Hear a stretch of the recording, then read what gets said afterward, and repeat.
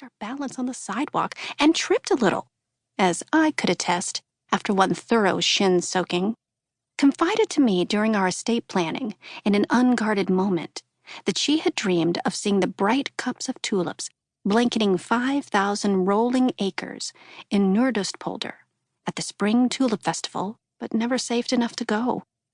She'd had to pay for the care of her brother, who suffered from schizophrenia after her parents had passed away penniless from the costs of his lifelong treatment and therapy.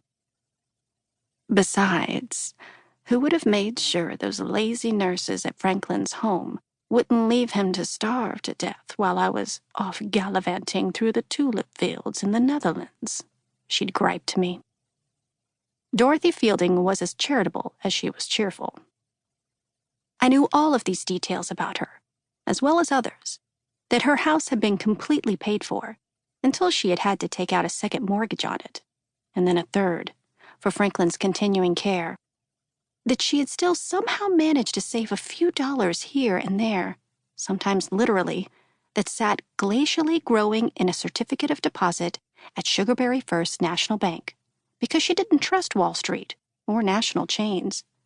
Our only local financial institution was run by the Faraday family, who lived in town, and so they know they'd better take good care of my money, because Sarah Beth Faraday has to look me in the eye every Sunday at church, Mrs. Fielding told me.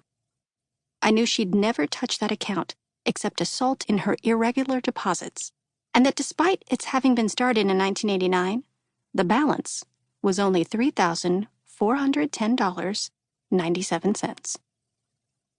In my line of work in our small town, I learned some of the most intimate details of many of the people I'd grown up knowing all my life, but it was a patchwork quilt, as with Mrs. Fielding.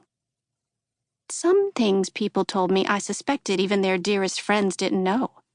Mrs. Fielding, for instance, had left her house and everything in it, except the chair, to a seeming stranger she had never met who lived in Arizona.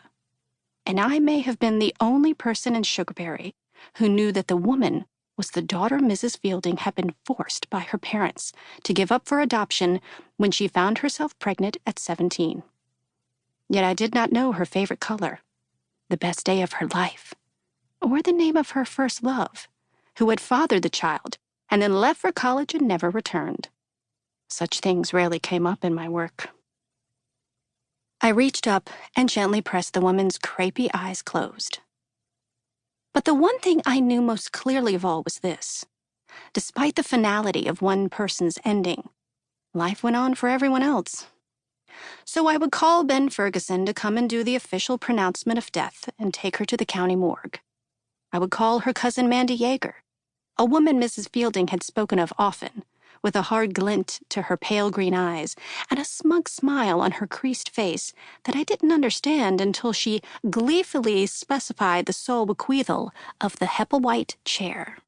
Because I told Mandy she could have grandmother's chair over my dead body, and I'm nothing if not a woman of my word.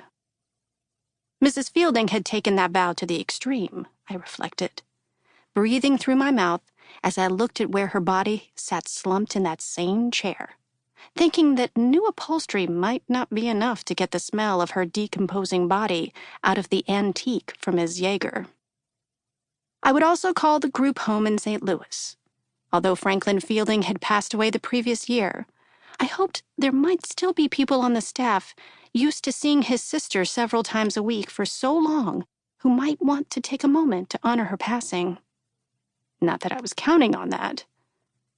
I'd turned down the thermostat to dissipate the stifling heat that was baking poor Mrs. Fielding like a pie, and then knock on Marbell Mason's door 2 houses over and let her know that she had been right about Mrs. Fielding, perhaps needing someone to check on her. Mrs. Mason had cornered my cart in the soup aisle at Deerberg's the night before and told me her neighbor's porch light hadn't been turned off for 2 days running. And some may say what they like about Dorothy. Never me, of course, but one thing she is not is wasteful. Mrs. Mason liked to think she had her finger on the pulse of Sugarberry, and she generally arrowed straight toward me in the eternal hope that I might offer some juicy insights about our clients that she hadn't managed.